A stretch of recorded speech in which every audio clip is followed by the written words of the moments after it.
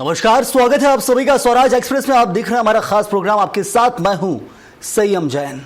आज की डिबेट में बात करेंगे ऐसे बयान की जिसने धर्म, समाज और राजनीति तीनों को एक साथ चर्चा के केंद्र में ला दिया है। मशहूर कथावाचक धीरेन्द्र कृष्ण शास्त्री ने नागपुर के एक कार्यक्रम के दौरान कहा कि 4 बच्चे पैदा करो और 1 बच्चा राष्ट्रीय स्वयंसेवक संघ को दे दो।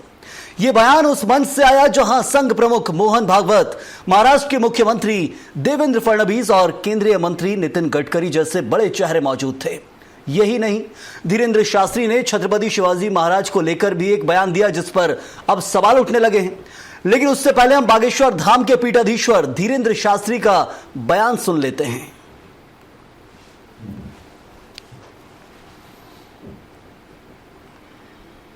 हम पूरे भारत से प्रार्थना करेंगे, बच्चे तो 4 पैदा करो पर 1 स्वयंसेवक संघ के लिए दो। जब पूरी भारत में कहीं आपदा आती ना तो लोग प्राण बचाकर भागते, लेकिन हमारे राष्ट्रीय स्वयंसेवक संघ का एक एक कार्यकर्ता प्राण बचाकर नहीं भागता, वहां जाकर प्राण बचाता है।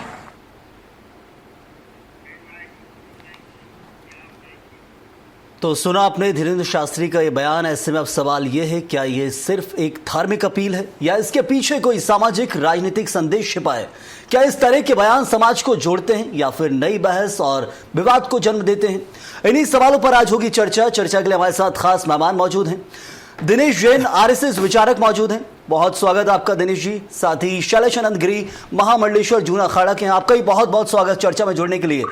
और कृष्ण गोपाल पाठक, बीजेपी प्रवक्ता हैं, बहुत स्वागत आपका भी। डॉक्टर रीनू यादव, समाज सेवी हैं, बहुत स्वागत रीनू जी आपका भी इस चर्चा में जुड़ने के लिए हमारे साथ। तो शुरुआत सबसे पहले दिनेश जी, आरएसएस का मंच और एक बयान धीरेन्द्र कृष्ण शास्त्री का 4 बच्चे पैदा करने को लेकर और 1 आरएसएस को देने को लेकर।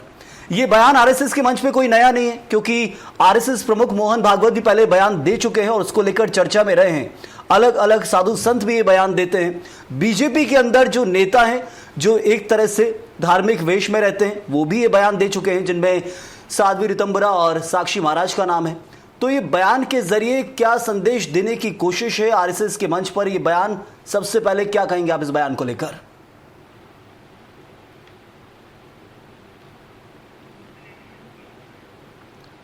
चलिए, लगता मुझे मेरी आवाज पहुंच नहीं पा रही उन तक। मैं यहाँ पर मेरे साथ जहाँ शैलेश आनंद गिरी महाराज जुड़े हुए। महाराज जी, ये बयान जो सामने आया है, क्या कुछ इसके मतलब हम समझें? धीरेन्द्र कृष्ण शास्त्री यदि ये बयान दे रहे हैं और पहले पंडित प्रदीप मिश्रा दे चुके हैं, भारत देश के अंदर हिंदू साधु संतों के बयान से क्या मंतव्य निकाला जाए? क्या मकसद हमारे इस देश के अंदर, भारत के अंदर है? क्या किसी प्रकार का डर है इसलिए बयान दिए जाते हैं? 1 बच्चा आरएसएस को दिया जाना चाहिए, कभी 1 बच्चा विश्व हिंदू परिषद को देने की बात होती है। सबसे पहला रिएक्शन आपका महाराज जी। जी धन्यवाद आपको। एक बात स्पष्ट में कहना चाहूंगा कि बच्चा पैदा कौन करता है? माँ करती है, पिता करता है। तो यह अधिकार किसी हम जैसे संत को नहीं है कि उनसे आदेशात्मक भाषा में इस तरीके से बात करें। तो उनका निजी निर्णय है कि उन्हें बच्चे किससे पैदा करने। राज को आवश्यकता होगी, राज की सेना को आवश्यकता हुई जब हर घर से एक बच्चा भी गया। ऐसे कई सारे राज्य हैं जहाँ के, ऐसे कई सारे गाँव हैं जहाँ के प्रत्येक परिवार से एक व्यक्ति सेना के अंदर है। तो ये आपातकालीन स्थिति में होता है। कुल मिलाकर के बातें निकल रही है हमारे डेमोग्राफिक इम्बेलेंस के कारण, क्योंकि पिछले 1951 के सेंसस से लेकर के 2011 के जनगणना में हमने देखा 3.5% के करीब हिंदुओं की जनसंख्या में कमी आई। तो मैं इसको उचित नहीं मानता कि यदि हम एक जनसंख्या नीति ला देते तो उसमें क्या होता, हम लोग हमारे लोगों को ईमानदारी से हिंदुओं ने पालन करा, इसलिए हिंदुओं की जनसंख्या जो थी उसके अंदर वृद्धि उतनी तेजी से नहीं हुई, किंतु हम मुसलमानों से उतनी ताकत के साथ में शासन उस नीति का पालन नहीं करवा पाया। तो ऐसी स्थिति में हमें चाहिए कि एक जनसंख्या नीति का निर्धारण करें और वो भी जनगणना के पूर्व ही कर दें। अन्यथा क्या होगा कि मेजोरिटी माइनॉरिटी के खेल के अंदर हमारा भारत भी उन्हीं वैश्विक परिस्थितियों के अंदर गिर जाता है जहाँ पर जो माइनॉरिटी है वो मेजोरिटी होते हुए दिख जाएगी। तो मैं इसको बहुत गंभीर चिंतन के रूप में कहूंगा, किंतु मैं किसी तंत्र से अपेक्षा नहीं करूंगा कि पर कैपिटा फूड ग्रेन के ऊपर या हमारे रोटी कपड़ा मकान शिक्षा चिकित्सा की कमियों के चलते हुए या उससे पर्याप्त उपलब्धता के चलते हैं। महामंडलेश्वर जी, मैं आपको रोकना चाहूंगा। मैं सबसे पहले जानना चाहता हूं, ऐसे बयानों को लेकर संत समाज क्या सोचता है? क्या सहमति है या संत समाज भी एकमत है कि नहीं है? मुझे नहीं लगता कि एक मत होंगे, क्योंकि दलित समाज जो है हमारा वो पूरी तौर पर शास्त्रार्थ के आधार पर चलता है। डिफरेंट ओपिनियन डिफरेंट है वाला मामला है, क्योंकि मैं इसको बहुत संतुलित भाव से देखना चाहूंगा कि हमें जनसंख्या का संतुलन बनाना है तो ये एक विचार हो सकता है, जिनको ये उतना फ्रूटफुल या इतना प्रोडक्टिव विचार नहीं हो सकता जब जनसंख्या बढ़ाने की बात करें। तो आप इस बयान से सहमति नहीं जताते हैं?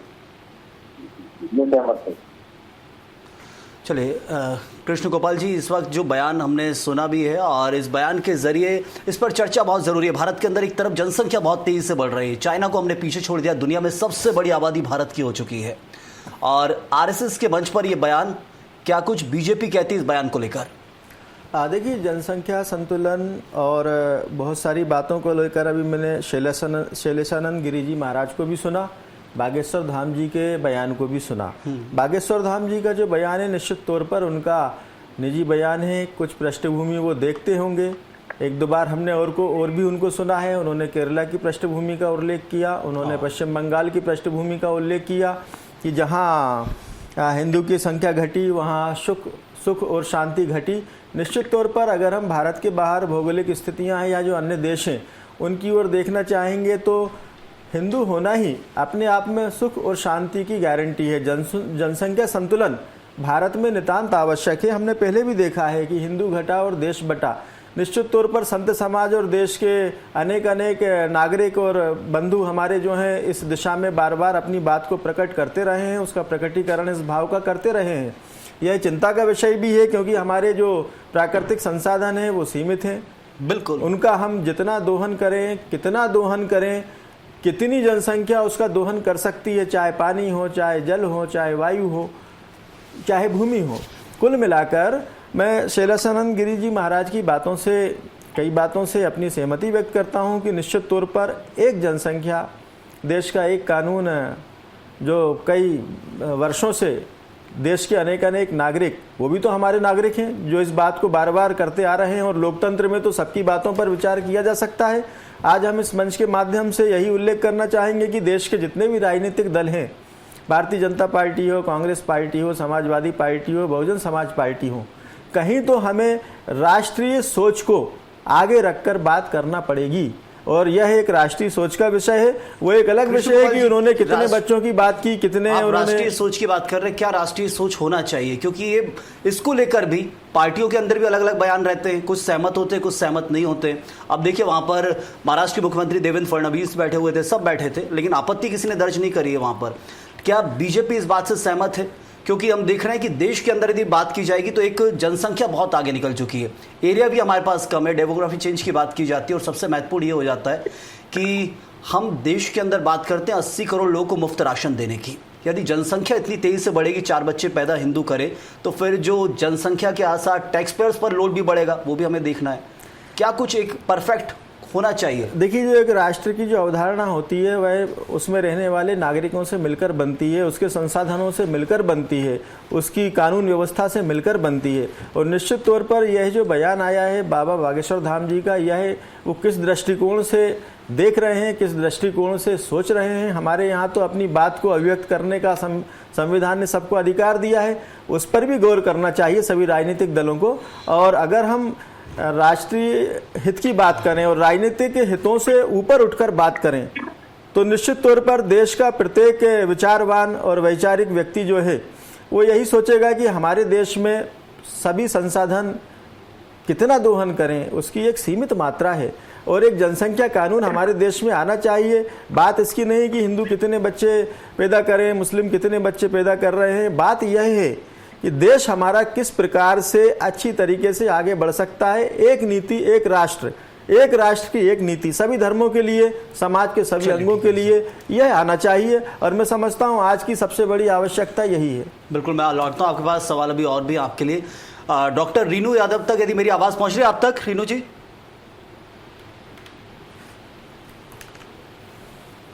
मेरा सवाल ये है कि एक तरफ बात की जाती है आबादी बढ़ाने की एक वर्ग के लिए और उसका खतरा बताया जाता है दूसरे वर्ग को। क्या जनसंख्या कानून, नियंत्रण कानून हम लाकर उसको रोक सकते हैं, या फिर 4 बच्चे पैदा करने वाला जो बयान समाज में आ रहा है कितना सही है?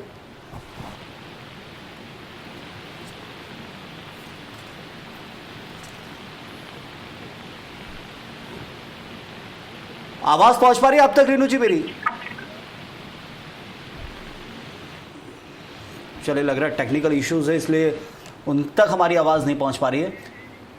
दिनेश जी, इस वक्त आरएसएस के मंच पर यह बयान, क्या इसके मायने निकाले जाएं और क्या आरएसएस पूरी तरह से सहमत तो होगी इसी को लेकर, क्योंकि पहले ये बयान खुद दे चुके हैं आरएसएस प्रमुख मोहन भागवत।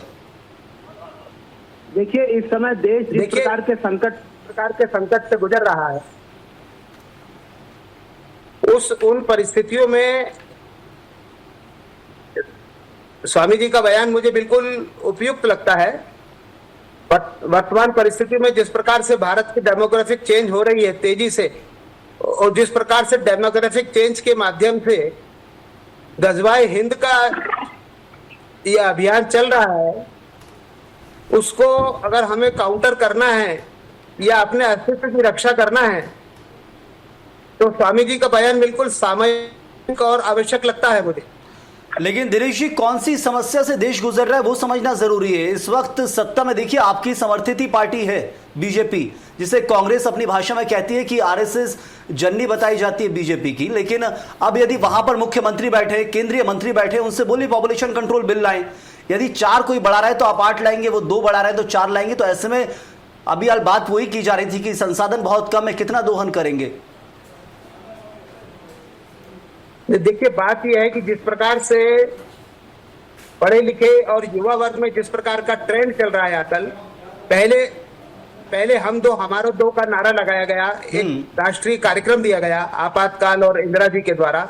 उसके बाद जिस प्रकार से हम दोनों एक, हमारे एक का कार्यक्रम चल रहा है, और उसके बाद आजकल युवा पीढ़ी के अंदर हम दोनों पर्याप्त है, संतान नहीं चाहिए, इस प्रकार का जो एक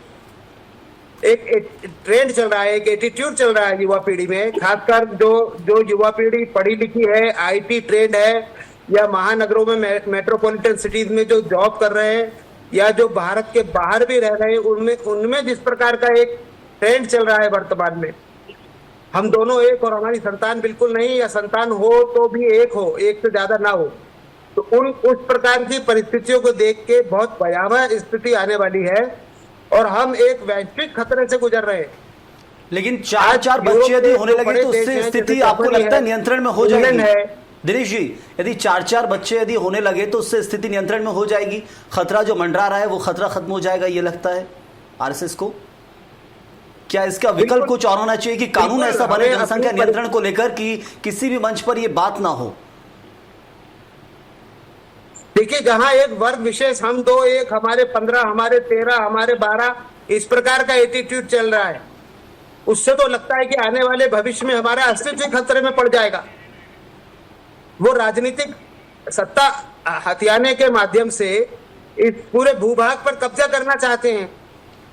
इस प्रकार का कार्यक्रम और इस प्रकार के संदेश चल रहे हैं, उनकी आंतरिक तैयारी इसी प्रकार की चल रही है। आप किसी भी मदरसे में देख लीजिए, उनके एक वर्ग विशेष में जिस प्रकार का अभियान एक चल रहा है, और हमारे अंदर, हमारी युवा पीढ़ी में हम दोनों एक और संतान बिल्कुल नहीं, या फिर संतान हो तो भी एक से अधिक ना हो, तो निकट भविष्य में जिस प्रकार चाइना ने अपना प्रोग्राम वापस लिया बर्थ कंट्रोल का, हमें भी कुछ ना कुछ करना पड़ेगा। और आज अगर करना तो बहुत जरूरी है, लेकिन उसके लिए यहाँ पर मुझे लग रहा था कि कुछ ऐसा मिलेगा कि 140 करोड़ से ऊपर की जनसंख्या होगी, दुनिया में सबसे बड़ी जनसंख्या है, और हम इसमें बढ़ाने की बात कर रहे हैं। कंट्रोल करेंगे तो दूसरे वर्ग को भी करना पड़ेगा, क्योंकि कानून सबके लिए एक है। मैं लौटता हूं आपके पास। रीनू जी, ये जो बयान इस वक्त आया देश के अंदर कि 4 बच्चे पैदा करना बहुत जरूरी है, एक आरएसएस को देना है धर्म की रक्षा के लिए, संगठन के लिए जो सबसे पहले प्राथमिक तौर पर किसी भी संकट में सबसे पहले खड़ा होता है, ये कहना है धीरेन्द्र कृष्ण शास्त्री का। क्या 4 बच्चे ही एकमात्र विकल्प है धर्म की रक्षा के लिए और धर्म के साथ साथ देश की रक्षा के लिए? देखिए, मेरा पर्सनल व्यू तो अगर मैं शेयर करूं तो मेरा पर्सनल व्यू ये है कि ये बहुत शर्मनाक एक बयान है।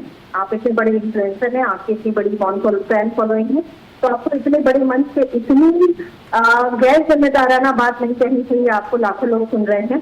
किसी भी धर्म के होने के पहले सबसे पहले तो हम लोग भारतीय हैं, और हमें भारत की अभी जो प्रेजेंट कंडीशन है उसके बारे में उनको भी पता होगा, हमें भी पता है कि जनसंख्या नियंत्रण अभी हमारे लिए कितना बड़ा संकट बन चुका है। मुझे ऐसा लगता है कि अगर इतना बड़ा मंच उनको मिला है तो उसकी जगह उनको ये बोलना चाहिए था कि हम हमारे जो भी बच्चे हैं वो हम लोग एक संविधान को फॉलो करते हैं। सरकार भी बोलती है कि 2 बच्चे सबसे अच्छे, तो अगर हम अपने उन्हीं 2 बच्चों को पढ़ा लिखा कर अगर एक अच्छा नागरिक बना पा रहे हैं तो मुझे लगता है कि वो सबसे बड़ी भारतीयता और वो हमारा सबसे बड़ा देश प्रेम होगा। और अगर हमारे बच्चे पढ़े लिखे और एक अच्छे नागरिक बनते हैं तो मुझे नहीं लगता कि किसी भी धर्म से किसी भी धर्म को खतरा होगा।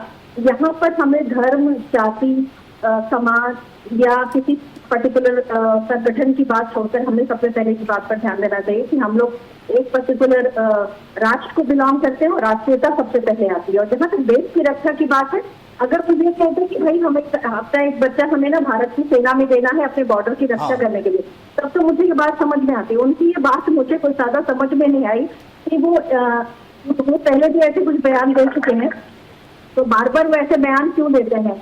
अपने को कंट्रोवर्सी में लाकर फिर से फैन फॉलोइंग को कुछ इंक्रीज करने का ऐसा कुछ उनका मुद्दा रहा होगा कि भाई मैं कुछ कंट्रोवर्शियल बोलूंगा तो इससे जैसे हम लोग अभी डिबेट कर रहे थे इससे बहस का मुद्दा या मेरी फैन फॉलोइंग और बढ़ जाएगी। तो रिनू जी, क्या आज के इस दौर में बयान बिल्कुल भी अस्तित्व में नहीं रहता है? मतलब आपके हिसाब से आपको नहीं लगता है कि बयान देने की भी जरूरत और इस बारे में सोचने की भी जरूरत है आज के इस दौर में? जी बिल्कुल बिल्कुल, उनको इस बात पे भी थिंक करना चाहिए। और इस तरीके के पब्लिक मंच पर अगर आप इस तरीके के समाज को इन्फ्लुएंस करने के लिए गलत बातें बोलते हैं तो मुझे लगता है इसके लिए कड़े कानून भी बनाए जाने चाहिए। चलिए ठीक है, बिल्कुल मैं लौटता हूँ आपके पास। महामंडलेश्वर जी, रीनू जी जो समाज सेवी हैं वो तो इस बयान को पूरी तरह से आपत्तिजनक बता रही हैं। आज के इस दौर में इस बयान की जरूरत नहीं है। यदि आप पढ़े लिखे हैं, समझदार हैं, तो इस तरह के बयान ही नहीं आएंगे और पढ़ी लिखी जनसंख्या है आपके पास तो फिर इसकी जरूरत ही नहीं पड़ेगी। धर्म युद्ध होंगे नहीं, धर्मों को लेकर लड़ाई नहीं होगी। क्या इस बयान की आज के दौर में जरूरत है? और मैं बार बार जिक्र करता हूं एक ही चीज का, भारत में जनसंख्या फट रही है, दुनिया में सबसे बड़ी जनसंख्या, एरिया हमारे पास बहुत कम है, संसाधन कम है, क्या होना चाहिए? महामंडलेश्वर जी, स्पष्ट की बात है, इसको हम वेदों के दृष्टिकोण से देखें, एक धर्म गुरु की तरह मैं बात करूं तो वेदों के अंदर संतति की संख्या का कोई निर्देश नहीं है। उसके अंदर स्पष्ट निर्देश है कि जो भी संतति हो वो बलवान हो, गुणवान हो, समाज और राष्ट्र की हित की संतान हो। तो इसका मतलब ये हुआ कि क्वालिटेटिव अप्रोच के ऊपर जाए, क्वांटिटेटिव के ऊपर नहीं। 5 पांडव देख लो कौरवों के ऊपर भारी हुए था। हमारा भारत चीन भारत पाक युद्ध हुआ, एक सैनिक 10-10, 50-50 लोगों के साथ युद्ध लड़ाना, जो गुणवान और बलवान संतति थी। आप 15 पैदा करते हैं, क्या है आप देख लीजिए। हीरो की गिनती में सिर अनेक होते हैं, दिमाग एक भी नहीं होता। एनआरसी को राष्ट्र प्राप्त कर जाता है जब जनसंख्या ज्यादा होती है। पश्चिम बंगाल में हम डेमोग्राफी को कंट्रोल नहीं कर पाए, मुसलमान अधिक होता चला गया, आज एनआरसी है। तो मैं देश के अंदर की बात करूं, एक स्तर की बात है कि आपको संस्थानों को बढ़ाने के बजाय जैसे आप यूसीसी कानून लाए, यूनिफॉर्म सिविल कोड, बिल्कुल उसके अंदर जनसंख्या नीति भी एक क्यों नहीं करी? मैं तो उसका आपत्ति दर्ज कराई थी। आप यूसीसी के अंदर पॉपुलेशन को दिलाइए, इससे क्या होगा? उसके अंदर कोई इंडो मुस्लिम सिटी का बेहतर नहीं होगा। हर एक के लिए एक जनसंख्या नीति होगी, 1 की करो, 2 की करो, 4 की करो। अभी दिनेश जी बात कर रहे थे, जो बच्चे जो आजकल के पढ़े लिखे हैं, 16 से 29 साल के जो पढ़े लिखे बच्चे हैं ना, उनकी बेरोजगारी की दर देख लीजिए। आप इस देश के अंदर रोजगार नहीं दे पा रहे, आप इस देश के अंदर रोजगार नहीं दे पा रहे, रोटी कपड़ा शिक्षा चिकित्सा की बड़ी चुनौतियां है हम सबके सामने। महामंडलेश्वर जी, वही तो मैं बोल रहा हूँ। ये मेरा कहना ये है कि यदि 80 करोड़ लोगों को हम मुफ्त राशन दे रहे हैं देश के अंदर, इसका मतलब है कि अभी हम बांट बहुत रहे हैं। उनका योगदान टैक्स में कितना है, देश की योजनाओं के साथ कितना योगदान है? यदि हम दे रहे हैं तो मतलब हमारे पास बहुत कमी है। हम उसको इस लायक बनाएं उस जनसंख्या को कि वो दें, सरकार को उल्टा टैक्स दें। देखिए इसके अंदर एक बड़ा सी दोहरा हुआ है। हिंदू तो पूरा ईमानदारी से टैक्स दे रहे हैं और थोड़ा सा इसका सर्वे करवाया जाए कि टैक्स कौन दे रहा है और कितनी ईमानदारी से दे रहा है। तो नहीं दे रहा है तो क्यों दे रहा है? सीधी जितनी है, जितनी मुफ्त योजना है, उसका सबसे ज्यादा लाभ कौन उठा रहा है, ये चीजों के ऊपर भी होना जरूरी है। मैं स्पष्ट बात बोलता हूँ, डेमोग्राफिक इम्बेलेंस के ऊपर चिंता हमारी भी है। हमने निश्चित रूप से कहते हैं कि औसत निरीक्षण प्रत्येक धर्म स्थल का हो, जो कहा था हमने, लेकिन शेख ने कहा था कि राष्ट्र के अंदर यदि हमें कानून न्याय व्यवस्था को लागू रखना है, समान नागरिक संहिता सबके लिए रखनी है, तो ऐसी स्थिति में शासन को भी स्वतः संज्ञान, अदालतों को भी स्वतः संज्ञान लेते हुए देखना पड़ेगा। अभी भी हमारी 43% कृषि आधारित हमारी जनसंख्या है। जरूर महामंडलेश्वर जी, समय बहुत कम है, मैं रोकना चाहूंगा आपको। कृष्ण गोपाल जी, सब ये निष्कर्ष जो यहाँ निकल कर आ रहा है कि एक तरफ आप जनसंख्या बढ़ाने की बात कर सकते हैं, लेकिन दूसरी तरफ जनसंख्या नियंत्रण बहुत जरूरी है।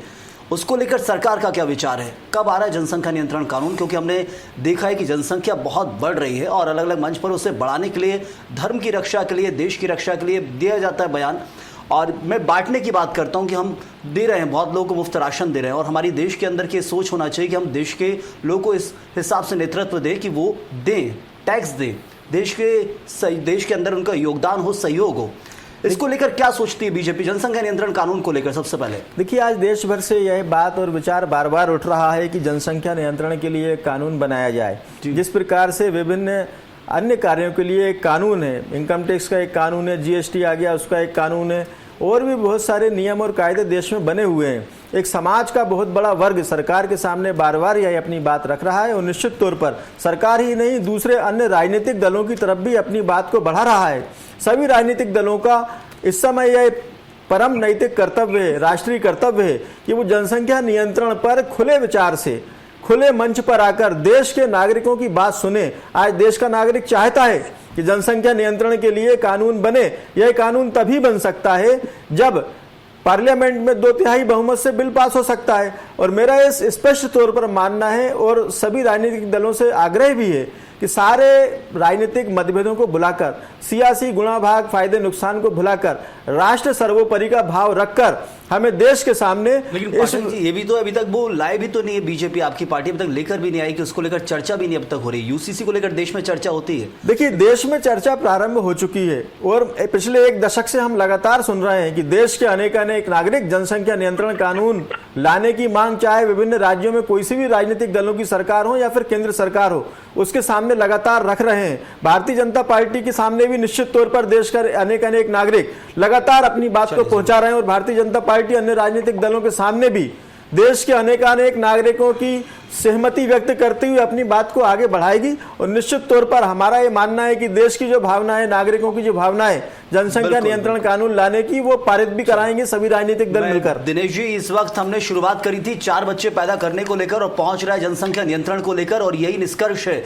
क्या ये मानते हैं जनसंख्या नियंत्रण जरूरी है? भले ही आपके मन से बयान दिया गया हो 4 बच्चे पैदा करने को लेकर, आरएसएस प्रमुख का भी पूर्व में यह बयान रहा हो। देखिए, ये तो एक आह्वान है। धीरेन्द्र शास्त्री जी का, पंडित धीरेन्द्र शास्त्री, कि हमें अपनी जनसंख्या को और अपने अस्तित्व को रक्षा करने के लिए हमें 4 बच्चे करना चाहिए। अब उसमें आवश्यक नहीं है कि सभी लोगों को 4 बच्चे हों ही, किसी को 3 भी हो सकते हैं, किसी को 2 भी हो सकते हैं। ये तो एक आह्वान है मन से, जो अपने धर्म के अस्तित्व की रक्षा के लिए, उसको बचाए रखने के लिए आज की परिस्थितियों में बहुत अनुकूल लगता है। चलिए, बहुत इस शुक्रिया प्रकार आपका। के प्रयास पहले भी हो चुके हैं। अगर आप इतिहास पर नजर डालेंगे तो आज से 400-500 वर्ष पूर्व भी, जिस समय सिख धर्म का निर्माण हुआ था, उस समय भी हिंदुओं में एक इस प्रकार की परंपरा थी कि अगर 4 बच्चे हैं तो एक बच्चा हम सिख बना देते थे, और इस प्रकार से सिखों की उत्पत्ति हुई, और उसमें हिंदू धर्म का पूरा योगदान रहा, और उसका निर्माण जो है वो हिंदुत्व की रक्षा के लिए किया गया। जिस समय मुगलों का आतंक बहुत ज्यादा बढ़ गया था भारत में, रोकना चाहूंगा उस आपको। प्रकार उसी ये समय इस वक्त बयान को लेकर जरूर अलग अलग जगह से अलग अलग रिएक्शन आ रहे हैं। कहीं समर्थन देखा जाता है तो कहीं सबसे ज्यादा इस वक्त आपत्ति इसलिए ली जा रही है क्योंकि जनसंख्या बहुत ज्यादा है, और ऐसे समय में ऐसे बयान आना, इसको लेकर इसलिए आपत्ति ज्यादा दर्ज की जा रही है। सरकार बिल्कुल है, आपकी समर्थित सरकार है, आप बिल्कुल जनसंख्या नियंत्रण कानून ला सकते हैं, लेकिन उस पर चर्चा नहीं हो रही देश के अंदर, वो एक महत्वपूर्ण सवाल है। मैं बहुत शुक्रिया अदा करूंगा कृष्ण गोपाल जी आपका, महामंडलेश्वर जी आपका, और रीनू जी आपका भी बहुत शुक्रिया, और दिनेश जी आपका भी बहुत बहुत धन्यवाद इस चर्चा में जुड़ने के लिए। तो पंडित धीरेन्द्र कृष्ण शास्त्री का यह बयान है 4 बच्चे पैदा करने को लेकर, 1 बच्चा आरएसएस को दीजिए। जो देश के अंदर कहीं भी आपदा आती सबसे पहले वो संगठन पहुंचता है, ये कहना है धीरेन्द्र शास्त्री का। लेकिन ये बयान ऐसे वक्त में आए हैं जिसको लेकर सबसे ज्यादा चर्चा ये हो रही है कि कैसे जनसंख्या नियंत्रण की जाए। मंद मंद विचार चलता है, लेकिन कैसे, कब इसका पालन होगा, क्या सत्य है, बहुत कुछ ऐसे सवाल हैं। अभी फिलहाल के लिए इतना ही। आप बने रहिए स्वराज एक्सप्रेस के साथ।